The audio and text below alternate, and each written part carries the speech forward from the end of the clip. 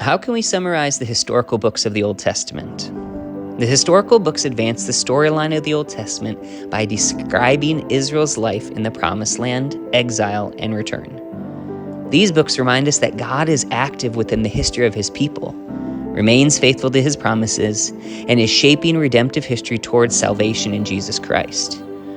The book of Joshua tells the story of how God brings Israel into the Promised Land and gives them rest. Judges tells the story of Israel's disobedient, downward spiral and God repeatedly raising up leaders to rescue them. Ruth tells the story of God mercifully preserving the family line of the coming Messiah.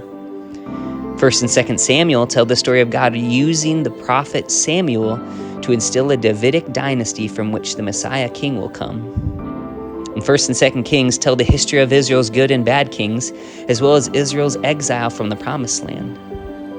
1st and 2nd Chronicles tell the story of God remaining faithful to his people and his covenant even when the leaders of Israel fail. Ezra and Nehemiah tells the story of God bringing Israel back into the Promised Land and calling his people to follow him. And Esther tells the story of how God remains faithful to his promises and protects his people during their exile.